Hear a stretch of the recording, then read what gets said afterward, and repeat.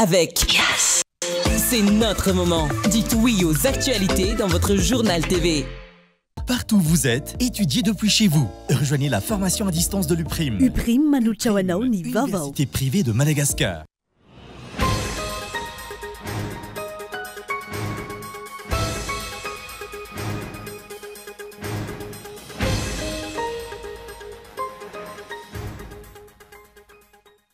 Nanaitra aripona tao Antsiranana ny fanendrenany PDS na Edmond nisolo toerana ny Javotry Tsara Jean-Luc Désiré ben'ny tanàna voafity tamin'ny fifidianana natao farany teo.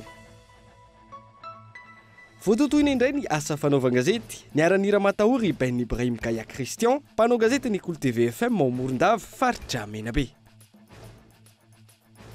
Natao toy ny fivarotana fananana manokana ny nivarotana ireo Airbus 340 misy saroa ny Air Madagascar hoy ny solombavim-bahoaka takina ny mangarahara mikasika ny raharaha. Mahazo vahana ny fandrobana sy fisolokiana cash point eto Antananarivo sy ny manodidina tato anatin'ny herinandro. Cash point miisa 3 no voaroba raha tsy ilaza fa tsy ny teny Ambanidia. Eo amin'ny maresaka iraisam-pirenena ny volana janoary 2024 no voasikazo volana mafana indrindra teto ambony tany hatramin'izay niaraka tamina mari-panan-kapeny 13.3 degré C araka ny nambara ny observatoire européenne iray. Ary avetrany ny andindinina mahakasika ireo.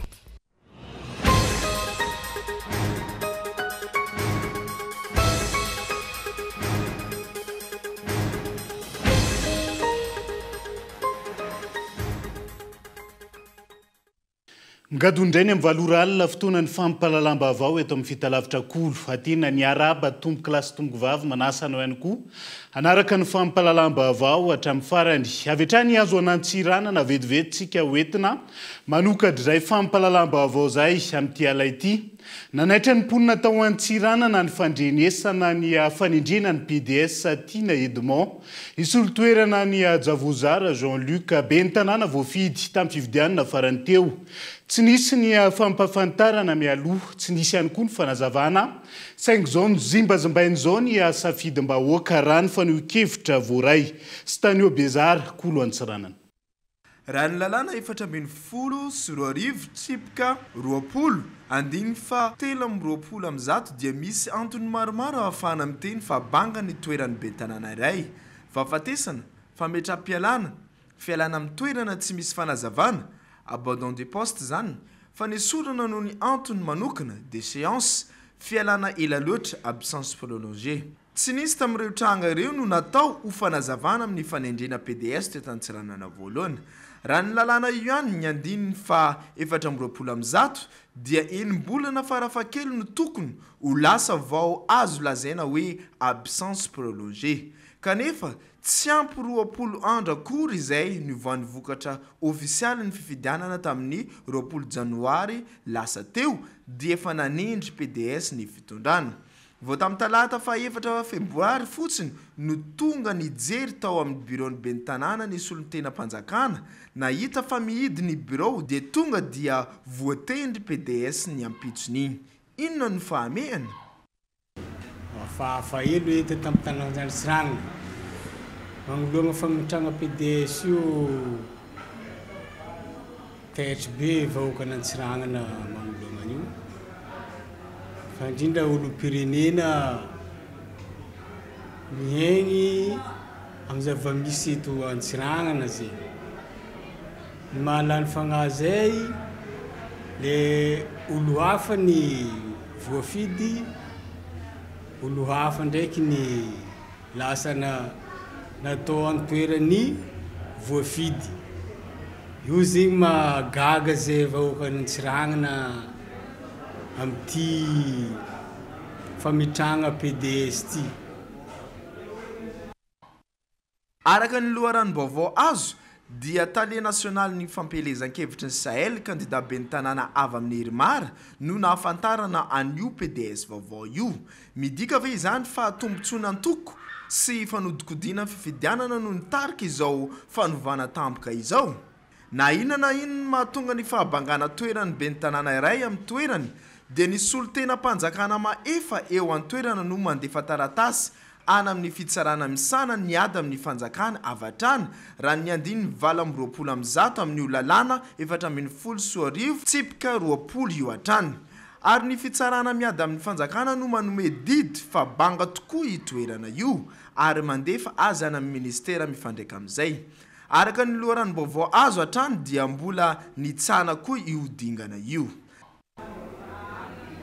tsy nagnazava mazava le olo kanefa talohan'ny raha jiaby nandalo fotoam-pifidianana nino jiaby nandeha fo le raha en finalisation en farany karazagna voafitika ihany zegny zay vahoaka magnoloagna zao satria fantatra fa mba olo magnano tsara hitany tamin'ny tanàna Antsiragnana koa imera Jovojara zegny ny koragniny mbola tsy hitako aloha merana vita karaha igny irô antenene mba hagnaraka ny safidim-bahoaka karaha irô ndraiky tsy nagnaraka ny safidim-bahoaka koa ke magnoloagna raharahara zay zegny sady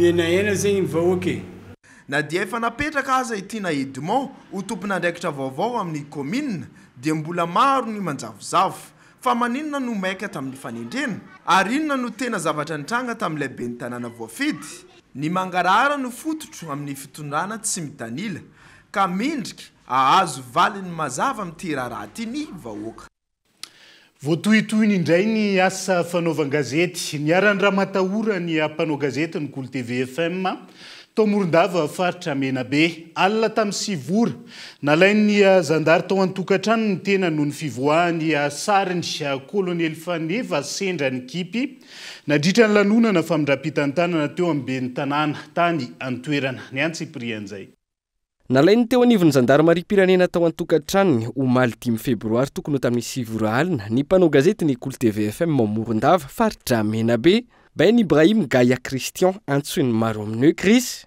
tsy nisy nanam-pona inona na inona ny fianakaviana tonga ireo zandary ary nitondra ity mpanao gazety ity iazo ny toby io alina io raha ny zava-nisy no tanterahana omaly ny fifamindra-pahefana teo amin'ny ben'ny tanàna vaovao sy ny ben'ny tanàna mpisolo-toerana tao andrenivohitry Morondava ka nanao ny asa amin'ny mampanao gazety azy Chris rehefa vita ny lanonana ofisialy ny zara izany vaovao izany tao amin'ny vondrona Menabe tsy alino ity mpanao gazety ity sary ity no nahatonga ny fakan'ny zandary azy alina tao an-tokantranony satria nisy sarin'ny kolonely Faneva sendra ny kipy azo niaraka tamina manam-boninahitra miaramila sy solon-tena-mpanjakana nanome voninahitra io fotoana io olom-pirenena mpanao gazety na tany amin'ny faritra Menabe na tamin'ny faritra samihafa no samy niverina nandinika akaiky ilay sary navoaka ny mpanao gazety Chris raha ny sary izay hita zany eny amin'ny tambandrotra serasera dia voalohany aloha azo ambara dia hoe tao anatina serémonie publique no nakana an'ilay sary ary ny olona rehetra dia manaraka serémonie publique dia tsy mila droit à l'image faharoa manarak'izay ilay mpanao gazety tompo dia devoirany ny maka sary raha tsy nitondra sary sy mizara sary tao aoriana an'ilay serémonie publique dia tsy nanao ny asany sy navita ny devoirany zany ilay mpanao gazety ny anona sy sasany alina nandravasana mpitandram-pilaminana dia zany no atao hoe arrestation arbitraire ary indrindrindrindra intimidation izany hoe tompony amafitsan'ireo birao ny olavitra ny hoe zao kosa no atao hoe asa fanaova-gazety averiko raha tsy mitondra sary raha tsy sary azo amin'ilay mpanao gazety tao amin'ny serémonie publique averiko sara dia midika izany fa tsy navita ny asany tsy nanao ny devoirany ilay mpanao gazety azo ny kolonely Faneva sy ny teo anivon'ny zandary Marim-pirenena natao ny resaka tsotra tamin'ity mpanao gazety ity momba io sary io tsy voatery niditra tamin'izao tranga izao fa kanazy tamin'ny sivora alina tao an-tokantranony izay miendrika ara-matahora sy fanohitoinana ny fahalalahany ny asa fanaovan-gazety raha ny vaovao farany tonga tao amin'ny tobon'ny zandary Marim-pirenena tao Morondava nisy olo-tena ny olavitry ny mpanao gazety sy ireo mpanao gazety tany an-toerana ny maraina teo raha ny fantatra ihany koa tokony ho tamin'ny mita tao vovonana teo niverenana noho ny asany amin'ny andavanandro i Ben Ibrahim Gaya Christian raha iverenana tsy voasambany tamin'ny fotoana nitondrany Andry Rajoelina ny ainao manjery Kolo TV FM sy ny mpanao gazety ao aminy no niara ny tsindry sy raha matahora samihafa toy izao iray amin'izany ny tamin'ny taona 2014 tamin'ny Andry Rajoelina filohan'ny teteza mita nitadiavana ny fomba rehetra ny ikatonan'ny Cool TV FM ka tonga hatreny amin'ny fitsarana ny raharaha. Voaporofo tamin'izany fa ara-dalàna ny antota taratasy rehetra ka nahazo rariny nivoaka mpandresy ny Ainao Manjery Cool TV FM. Fanatotony fivarotana fananana manokana ny varotan'ireo Airbus A340 misa roa any kompania pitaterina Air Madagascar hoy ny solombavambahoaka. Eo anatrian'izay mitaky ny siny mangarahara izy ireo ary miantso ireo ratsa mangaika voakasika ihany koa anokatra fanadiadiana tamin'ny fomba ny varotan'izay izay toa natao kiantrano an-trano rano fanazavana honina zay. Toy ny fananana manokana ao an-tokantrano no niheveran'ny mpitantana ny Madagascar Airlines sy ny fitondram-panjakana malagasy tariany Andry Rajoelina ireo fananany kompania pitaterana Air Madagascar ka natao tamin'izay tiana hanaovana azy omena izay tiana omena azy hoy ny solombavambahoaka ny Madagascar voafito tao amin'ny boriboritany Vadim. Fivarotam-pananana izay nataony atao mpitondra ankehitriny manoloana ny fivarotana an'ireo épave zay ny azo ilazana azy zara raha nandeha kely nampiasaina fotoana fohy fotsiny zany dia nitsahatra satria tsy nahazo ny sidina intsony. Ankehitriny dia noho ny vaovao izay nivoaka hitantsika tamin'ny gazety Antsoratra sy teto amin'ny navoakanareo teto amin'ny Cool TV izay isorana anareo dia namidy ny bradeny izany. Ny bradena satria tsy ampadimapolony akory ny vidiny izay nahazahoana azy no nivarotana izany ohatran'ny en tant que croûte-tambi toy ireny hoe fiara tsy afaka mihodina reny intsony dia amidy any amin'ny kasy raha zay nilazana azy any iverany any. Ninona ny takinay amin'ny masolombavambahoaka tsy amin'ny mampanohatra fa amin'ny masolombavambahoaka misolotena ny voaka malagasy volam-panjakana no nividianana izany ary nirehariana tamin'izany fotoana fa hoe manenjika fotsiny ny mpanohatra manenjika nefa tsy manao raha ilo voalohany indrindra patsahivina ny mpitondra fa tsy anjaran'ny mpanohatra ny manatanteraka ny asa fa mijery ny tsy mety ary miezaka manitsy ny zavatra ataon'ny mpitondra. Eo anatren'izany mitaky ny mangarahara ny aloha nandritra ary taorian'ny fivarotana ireo fananam-panjakana ireo ity solombavambahoaka ity fa ihany koa ny anokafana ny fanadiadiana noho izany ahina ny sitrangana fandikan-dalàna. Ankehitriny tonga amin'ity fivarotana fananam-panjakana ity. Fananam-panjakana tsy misy mangarahara ny antso tsy nisy ny antsona tolobarotra tolobidy ho an'izany dia natao amin'ny vidiny faran'izay mora ka manahy fisinaka trano an-trano ao anatin'izany fivarotana ny fananam-bahoaka izany. Araka ny teniko teo ny rehariana tsy nisy ohatrany tany amin'ny fotoanandro ny teteza mita nazahoana izany fiaramanidina anankiroa izany ko takina amin'ny fomba entitra amin'ny mpitondra sy amin'ny tompona andraikitra izay tandrifa izany ny amohanany mangarahara hoe iza ny nahazo ny tolobarotra iza ny nahazo nanolo ny tolobidy mendrika na avo indrindra sahambony nahatonga anareo nanolotra izany ho an'ilay rano feo re dia orinasa sinoa no nahazo azy. Mila mangarahara ny vahoaka mila mangarahara mangataka ny anivony Cour des comptes na antsika ny anivony antemera-pirenena na ianareo mpanara-maso ny volam-panjakana sy ny resaka tsenam-bary-panjakana hoe iza ny tompona andraikitra manoloana izany fanomezana ny sinoa amin'ny vidiny ambany dia ambany tsy mendrika izany akory izany fiaramanidina satria fananam-bahoaka izany. Isan'ny andrasana amin'ny anaran'izay mangarahara izay ny hoe aiza ary natao ino ny vola vidin'ireo fananan'ny kompania Air Madagascar io trosan'iza no nefaina raha nandoavana trosa ny vidin'izany. Ny teo zavatra misy ankehitriny ataon'ny fitondrana Rajoelina sy ny mpitantana eo anivon'ny Madagascar Airlines izay tsy mizotra makany amin'ilay redressement araky ny fampanantenana fa toa fanomezana tombon-dana sy tombom-barotra ho anna kompania pitaterana vahiny hatrany. Ohatra amin'izany ny filazana voatsela izay fa iverina ny long courrier Antananarivo Paris vokatry ny fiara-miasa amin'ny Air France. Amin'ny anaran'ny mangarahara zany no andrasana ny fanampanazavana mahakasika ireo fanontaniana samihafa napetraka tao anatin'izay fanadiadian'izay. Fa tokony jerena mihoatra lavitra ny atao any RDC ny fahasalamany ny mpiray tandrazana eto Madagasikara. Indrindra manoloana zao tsy fampiny ny apitsabo zao ny filohan'ny syndicat-ny paramètre teo aloha Ralbera Jersota amin'ity androan'ity. Raha ny zava-misy amin'izao fotoana izao ny eto an-toerana jivita ny any akafa ny mahamaika ny fitondram-panjakana amin'izao fotoana izao. Daniela Minoarso.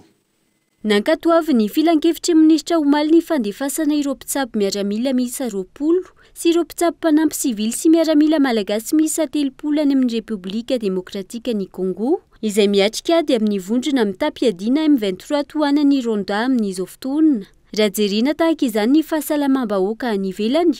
Manao ahoana kosa ny fijerena sy ny fiheverana ny fahasalamam-bahoaka izay mbola tsy zarizary eto Madagasikara? Ny mpitsabo sy mpitsabo-panampy mivoaka eto an-toerana izay tsy hifina fa maro dia maro, saingy tsy raisy ny fanjakana ho mpitsabo ara-panjakana ny ankamaroany. Antony mahavitsy ny mpitsabo mpiasa mpanjakana manerana ny nosy. Ny tsy fahampian'ny mpitsabo efa hatramin'izay izy io. Ary fantatritsika fa zany resaka hoe fahafahana mitsabo tena sy ny fitsaboan-tena zany dia anisan'ny zo fototra zany ho an'ny olombelona. Ka ao anatin'izay zany ny fanjakana dia tokony hametraka ezaka be dia be mihitsy hoe ahoana ny tokony atao mba hahafahana mamaly an'izay hoe zo fototra ho an'ny vahoaka ny fahafahana mitsabo tena. Dia eto Madagasikara nefany na ataoko hoe mbola ampitombona avo roa eny ary anisan'ny mpitsabo eto Madagasikara dia mbola tsy ampy. Satria na ny hôpitaly na ny CSB dia saika tsy ampy mpitsabo daholo manerana amin'ny Madagasikara ary naiza naiza io na any amin'ny hôpitaly na any amin'ny CSB dia efa ny bénévole nefa ataoko hoe manampy tosika sisa fa raha ny tena isan'ny mpitsabo mpiasa-panjakana vitsy dia vitsy. Dia ny fiantraikan'izay mazava ho azy tsy ho ampy ny fikarakarana ny fitsaboana na ny ataoko hoe ny fiahina amin'ny fahasalamam-bahoaka zany eto Madagasikara. Indrindra moa fa ny ataoko hoe na ny lafiny ara-panafody koa tsy misy, ny olona hikarakara le marary tsy misy dia mazava ho azy fa rehefa tonga indray ny valana aretina ohatran'ireny Covid sy ny conjonctivite zao farany teo dia hita be ilay tsy fahampiana. Ankilany, ampidina ambany anatin'ny fotoana fon'ny fahasalamam-bahoaka eto amintsika ny fiatoan'ny tetikasan'ny USAID, indrindra ho ana firenena mahantra toa ny Madagasikara. Ny Ministeran'ny Fahasalamam-bahoaka izay tsy hivina fa isan'ny misitraka fanampiana be indrindra avy amin'ny tetikasan'ny USAID, ka homary araka izany ireo tetikasa momba ny fahasalamana no voatera-janona raha ny fanasafana trany. Tena olana dia izao fantatritsika tsara fa ny fanampiana ara-tsakafo indrindra ataon'ny mpamana ny programme alimentaire mondial any amin'ny tapany atsimo Madagasikara dia amina tapitrisa $, foana ny fanampiana tonga mahakasika an'izay. Dia ny tiako ny zavatra iny dia tsy fantatra hoe hitombo avo roa eny sa ho avo telo eny ilay zany nikereo atsy amin'ny tapany atsimo satria tsy hisy intsony izay fanampiana avy amin'ny vahoaka Amerikanina izay. Dia ny vaksiny manao ahoana vaksiny azo maimai-pona io hivadika ho vidiana ohatrany ao amin'ny Institut Pasteur daholo hoe izy rehetrarehetra ve zany dia mety hanao ahoana. Dia reny zany ho foana daholo ary reny mitambatra miampy amin'ny tsy fahampian'ny mpitsabo dia tena hidina ambany dia ambany ty resaka fahasalamam-bahoaka ty zany atao anatin'ny ataoko hoe fotoana fohy. Dia ao aorianan'izay rehefa tsisy fepetra raisina dia mazava ho azy fa hijanona amin'izay hoe tsy hisy intsony izay resaka fiahina fahasalamam-bahoaka izay fa dia samy mitsabo ny tenany eny angamba sisa ny olona rehetra dia tsy fantatra hoe hanao ahoana izay zavatra izay. Hatreto tsy mbola mipetraka amin'ny toerana araka ny tokony ho izy ny mpitsabo eto Madagasikara. Ny mpitsabo iray eto Madagasikara izay mbola misahana olombelona mahery ny iray alina amin'izao fotoana raha toa ka tokony isahana olona manodidina ny 250,000. Sehatry ny fitaterana vetivety sahirana avokoa ireo mpitatitra entana noho ny faratsian-dalana hatrany amin'ny 700 amin'izao fotoana izao. Tsy tonga ra-potoana ny entana vokatra ny fitombany ora anaovana andihy midangana ihany koa ny vidiny kojakoja fanolo amin'ny fiarakodia ka tafiakatra avy roa eny ny fandaniana amin'ny fanamboarana ny fiara onom-pisehatra amin'ny fitaterana nanaovana fanadiadiana tamin'ity andro anty Gabain-Loa. Marary ny sehitry ny fitaterana eto amintsika na ny eto an-drenivohitra izany na ireo zotra regionaly sy nasionaly. Tapitra simba sy potika avokoa ny lalam-pirenena eto Madagasikara amin'izao. Tsy misy mpiaino ireo mpitatitra entana mivoaka sy miditra mankany amin'ny faritra. Ohatra ny tany tsy misy fanjakana hoy ny fomba fiteny amin'izao fotoana ny eto amintsika. Mody jamba sy marenina avokoa ireo tompon'andraikitra eto amin'ny firenena. Araka ny voalazan'ireo mpitatitra mantsy tsy mandeha amin'izay lohan'ny intsony ny asan'izy ireo ankehitriny. Tsy manana politika sy vahaolana amin'izany nefa ny fitondrana rajoelona. Lalana amboarina androany sy mba rapitso vokatry ny kitoatoa ataony tompon'andraikitra. Tananarivo Tuléar zay ratsy daholo lalana rehetrarehetra vao miala tia Tsirabe ziskany Tuléar. Misy manamboatra ihany eo amin'ny antarana Tsirabe Ambositra fa tapitapena andro zareo dia lasa ohatrany hoe asa vonjy-tavanandro miantso foana izay mpitatitra fa tsisy miaina. Misy miaina moa zany fa tsisy manatanteraka. Ny lalana ny akabetsahany lalana zany presque hoe reny latsy daholo ny tena maro. Ohatra ny mandeha makany Tuléar zao eo amin'ny 80% ny lalana zao dia potika daholo. Dia mandeha miana varatra koa ohatr'izay.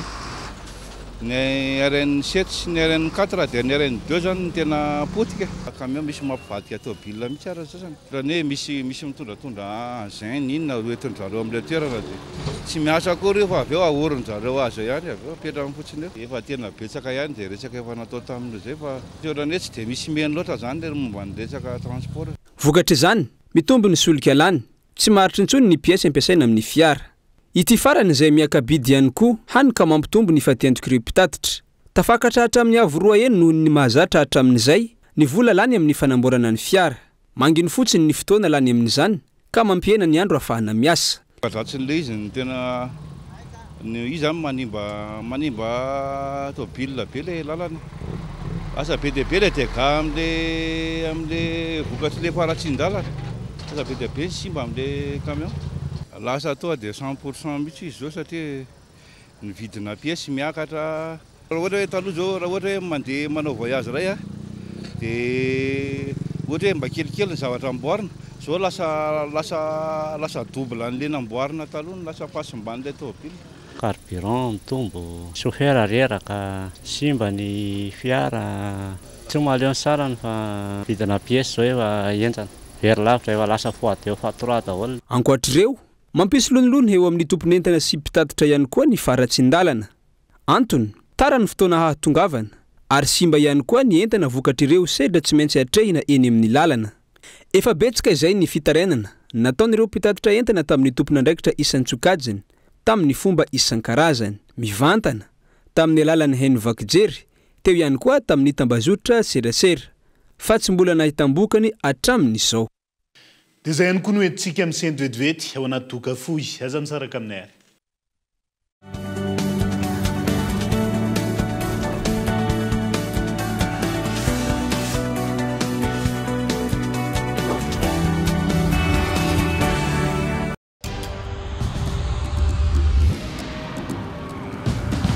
Tsika miara-miketrika ilay ho avy mamiratra. Miara-manorina, mamorina, tsy hijanona tsony. Satria efa hainao fa tsika tanora no tompony. Ndao ifandray hitady inspiraka vaovao hanoratra ilay pejy vaovao mety amintsika. Afaka mamorina, maneho ny maizy atsika. Efa aty amintsika zao ny baolina. Tsisy anakantsika satria isika iray mifandray miara-manokatra lalana vaovao. Ka tonga ilay fotoana zao dia zao ndao falera. Thelma miova ho Yes.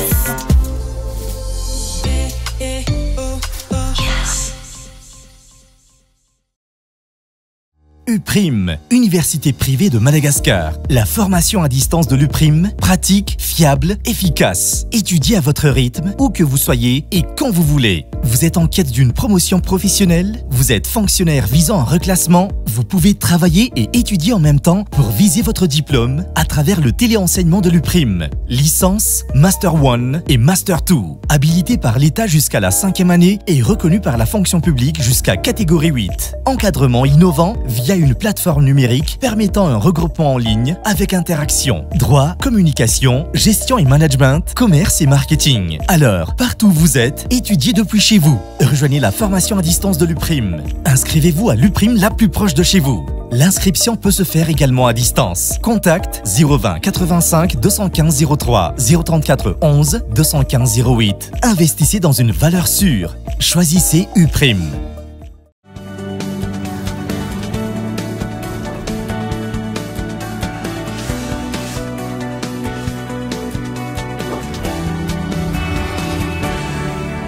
Mamerina ny araba hatrany tomboka lasy tombovavy tonga soindray atao anatin'ny tapany faharoa amin'ny fampalalam-baovao amin'ny ala ity. Miaina anaty fahantrahana tanteraka ny vahoaka malagasy amin'izao fotoana izao noho tsy fisian'ny asa sy ny fiakarany vidim-piainana ankehitriny. Ho an'ny tokantrano iray nanaovana fanadihadiana. Vary ray kapoaka sy tapany no zaraina ho an'olona fito mianaka amin'izao fotoana izao. Ka eto Andriatsilavo. Miakatra isan'andro ny vidin'entana ilaina amin'ny fiainana andavanandro. Tsy vahaolana no aroson'ny mpitondra fanjakana, fa fampanantenana amin'ny alalan'ny fametrahana fotodrafitrasa manara-penitra. Fa rehefa mivoatra ny vahoaka malagasy amin'ny isa-tokantrano dia mahay zavatra manara-penitra ao anazy tsirairay reo. Fa raha ohatra hoe mivahoaka malagasy mahantra nefa ny manao manara-penitra nareo ao ambony eo dia ho anareo rery zany fa tsy zidira majinika dia dikan'izany fitiavan-tena zany dia tsy ilainay na anara-penitra raha zavatra atahotra dia tsisy dikany raha samy 4 000 Madagasikara. Fitiavan-tena zany fitiavan-tena zany manara-penitra dia ho anazy mahita izy. Fa raha hoantsika zany zao tsisy dikany amintsika zany tsisy dikany zany satria ny fiainantsika tsy mety nandrara inay izay manara-penitra tsy hoe manampany an'ilay manara-penitra fa zay koa te hiezaka hiaina amin'ny manara-penitra fa ny fari-piainanay fa anara-penitra ianao la 4 000 anara-penitra inony aiza moa le anaran'ny toerana ty Sapamahazo are tsy nosambainy dia ahoana ny vidim-piainana eto aminareo? Vidim-piainana tena isan'andro isan'andro miakatra ny randro andra 5 000 ny kapoaka ny vary dia raha pisy 500 dia 100 dia tsy hoe sy fiakatra maheno vaovao zay mba hoe hidina vidim-bary amin'ny latsinainy to nefa tsy dika fa obela zao ohatry le fanaovany zareo politika eo ambony eo dikan'izany zay zany tsy mila filotsiny fa aloha Andriamanitra ny filohanay dia ampy zay fa mampanantena pokaty ny filoha zay. Tahaka izany ny resadresaka ny fanaovan'ny mpanao gazety tamin'ny ponina tao Atsapany Mahazo atsimon'ny Sambaina, distrika ny Antsirabe faharoa. Tsy ny ao Sambaina ihany, mitaraina noho ny fiakaran'ny vidim-piainana sy ny fampanantenana pokaty ataon'ny mpitondra avokoa ny ankamaroan'ny malagasy amin'izao fotoana. Raha ny fanadidinana atao tamina tokantrano iray teto Anosipatra Antananarivo, vary ray kapoaka sy tapany no sakafo ho an'ny olona fito mianaka ao an-trano, vokatra izay tsy fisian'izay. Izay hita ny atao raha ray sy tapana dia inona atao ay? Fito. Hena ny kapoaka zao, lasa ray sy tapany taloto fitelo. Izao ray sy tapany. Noho izay tsy fisian'izay hatrany, ny fivarotana gazon hatreto no fidiram-bola ho azy ireo. Amidy 100 ariary sy 200 ariary ny iray. Misy fotoana nefa tsy malafo ary mbola mihena io vary ray kapoaka sy tapany arotsaka io. Manaratsy zao ny asako tety tamin'ny voalohany dia tsy inona ny rano amin'izao. Azao ty zao manao ty gazon ty zao nataoko ety an-tanàna ety. Mitsipitsipona kely ety 100, 200. Dia izay vao lafo ny tsy malafo indraindray dia efa betsaka. Tsy manantena ny any an-tranonao dia andeha mbola angataka ry. Fa zay kely hoe azy eo ny tsinjaraina atao tokantrano. Tsy fantatsa zao izay mitondra izy hoe tranony. Izy hoe afaka akaty aminao nga izy jery manitra manitra ao an-tranony. Raha ny fanadihadinana atao hatrany, zatra ireo tolotolotra sy fanampiana omen-drajoelina ny ankamaroan'ny mponina, indrindra tamin'ireny fifidianana natrehantsika ireny.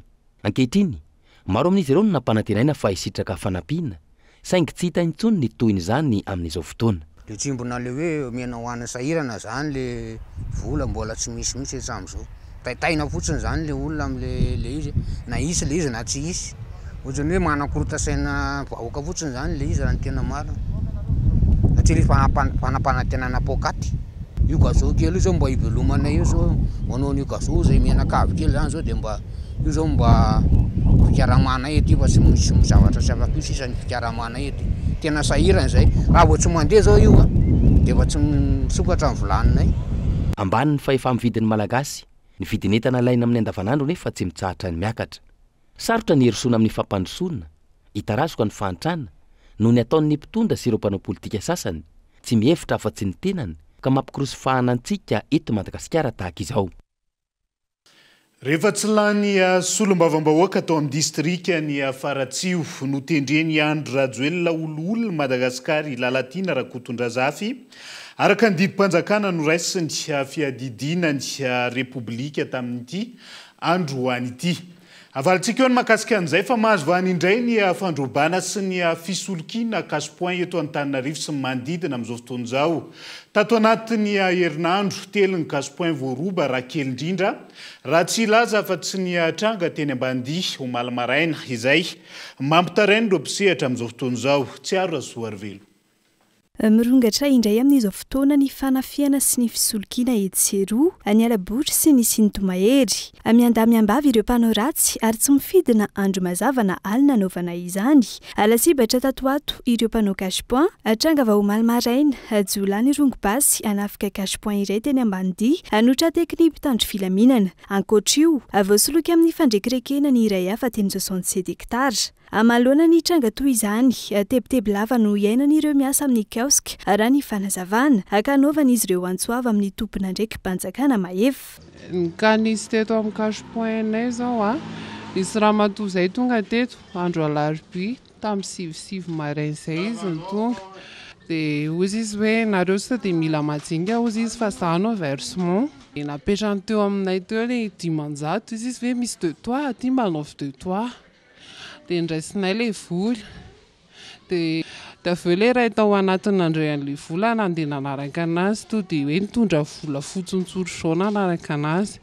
dia ny zavatra tany amin'ilay namako amin'ny vola million d'ariary lasa matahotra be daholo izay cache-point amin'izao satria ankoatran'izay anay izay dia tetỳ amparti anay tetỳ izay manidy tsena eo nisy ka namanay indray eo ampandiana tsena mihitsy mito dia sotomondry zareo le kitapo an'le kitapo fa solo fa mba tratra ihany le olona dia avy nefa le izy rehefa homena amin'ny manam-pahefana ohatrany hoe tsy hita hoe ahoana sy ahoana tsy tsisy hoito izany le izy ohatrany hoe mivodotra ihany le olona après dia lasa ohatrany hoe mirorosaina be zany izay amin'izao raha ho any any anivo ny boribory tany faharoa manokana ananaovana fanadiadiana anandray fepetra ireo tomponandraikitra ambivory ireo mpisehatra rehetra amin'ny kaoska na ny cache-point eny an-toerana andinihana ny fepetra tokony ho raisina anenana ireo endrika samihafa iseho ny fandrobany matetika mpitranga aloha zany dia ny famakinan'ireny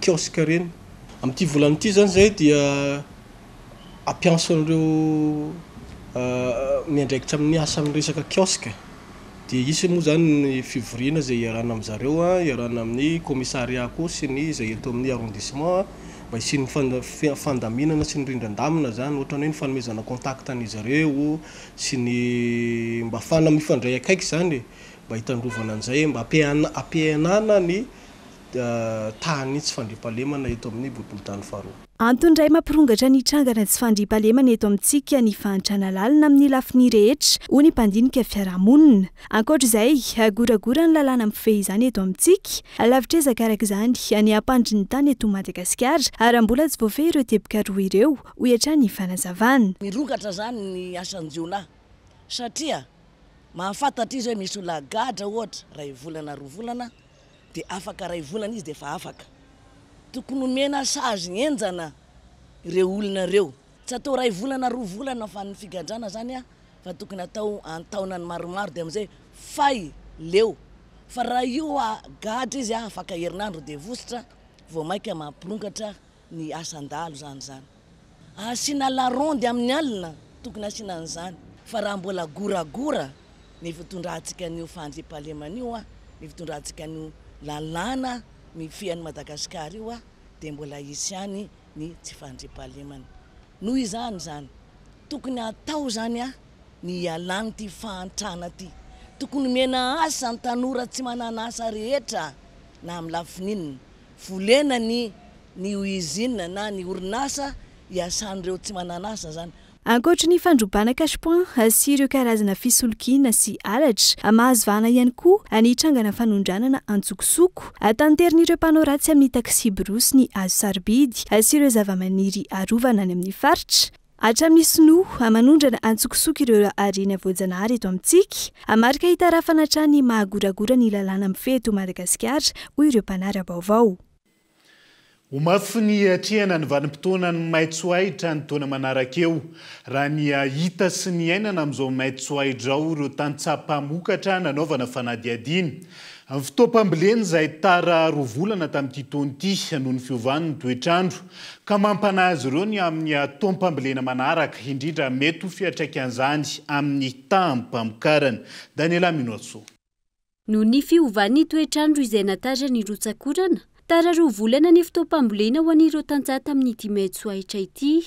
Fatarana izay ina isy akona amin'ny fotoam-pambolena sy fotoam-pamokarana manaraka io hoy ireo tantsaha izay nanovana fanadidinina. Ny olana no zany no le fivoavan'ny toetrandro a dia atao hoe tara le fambolena akoatran'le fahatarana zany dia hita hoe isy fetraikany misy le ho an'ny tantsaha mintona ho avy izy satria ny vokatry ny fambolena rehetra izay natao to tsy nety daholo na vola tanety na anaty rano zany dia tsy mety. Avy eo ny masom-bolo nampiasaina zany efa tara satria efa antitra vao afindra tsy afaka hitombotsony le izy. Vokatra zany mihena aloha ny vokatra miakatra amin'ity dia any amin'ny taona ho avy vao hita fe tena fetraikany fa ty mety ho afaka ny olona ihany. Lehibe ny mahitsy dia raha atao hoe ny tompam-bolena tamin'ity taona ity tompoko no tenenina dia tena taraika tena tara amin'izao ory tenenantsika izao dia mbola misy ny tany tsy voaketsa amin'izao eny noho izany dia mba ny rariana zany mba tsy ohatr'izay intsony ny fiainana iainantsika fa raha ohatr'izao foana ny iainantsika tena angamba nainy ankizy ao aoriana aza dia tsy fantatra intsony ny efa rano dia noho izay dia mba ny rariana zany mba tsy ohatr'izay intsony vokatra izay fahatarana izay mafy ny fahatiantoka sedren'ny ireo tantsaha amin'izao fotoana noho ny fiainan'ny vokatra azo. Ny vidim-bokatra azo avy amin'ny mpanango-bokatra izay mora lavitra tsy mifanaraka amin'ny vola laniny ireo tantsaha amin'ny fambolena. Manampitrotraka ihany koa ireo olana maro lafy izay sedren'izy ireo amin'ny sehatry ny fambolena raha tsy laza afa-tsy ny fahalafosany masom-bolo sy zezika, ny tsy fampiany fitaovana moderna ahafahana miasa, ny tsy fampiany rano anondrana tanimbary sy ny maro hafa. Ny ankamaroany ireo tantsaha izay saika miaina amin'ny herin'ny tenany manokana amin'izao fotoana tsy misy tohany avy amin'ny fitondram-panjakana raha ny fanazavana. Tsy fa efa amin'ny vidin'ny tantsaha tsy ampy satria tsy manam-bola ny tantsaha. Tena sahirana ny tantsaha zany e. Amin'ny ankapobeny zany raha hoe atao ray mijery misy sahirana ny tantsaha satria ny vidiny entana rehetra na mpepenina miakatra, vidim-piainana manontolo miakatra. Vary ve zao na vao vidinao 100,000 ny kapoaka mahery aza sasany. Tsy maintsy izay ny fiainana mpanango-bokatra tsy maintsy makamora koa izy mbola mitady tombony dia misy fiatraikany amin'ny tantsaha koa zay. Raha izao no mitohy hiakatra hatrany ny vidim-piainana indrindra ny vidim-bary eto Madagasikara ho maro ireo malagasy isedrahany hoanana raha tsy mandray andraikitra amin'ny fanampiana ireo tantsaha malagasy ny fitondram-panjakana ankehitriny manoloana ireo olana maro lafy izay sidren'ny reto farany raha ny fanehoan-kevitra hatrany. Antsoavo araka izany no ataon'ny tantsaha manoloan'izay fa miantso ny tompona ndraiky mpanjakana tsy hanohitohina azy ireo amin'ny asa fivelomany ihany koa ny kooperativa tsara voatra ao Ambalavao.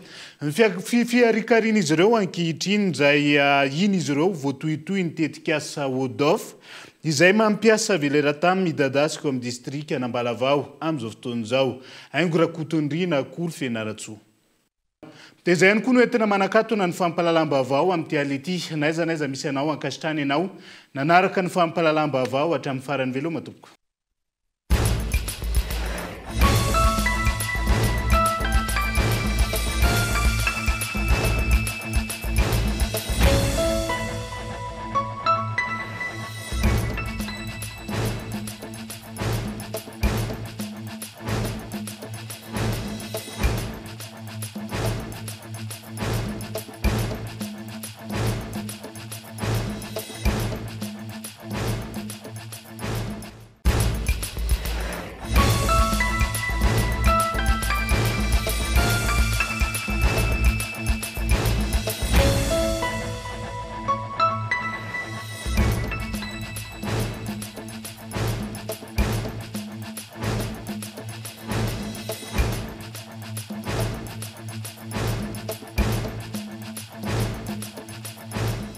Partout où vous êtes, étudiez depuis chez vous. Rejoignez la formation à distance de l'UPRIM, Université privée de Madagascar. Avec c'est notre moment. Dites oui aux actualités dans votre journal TV.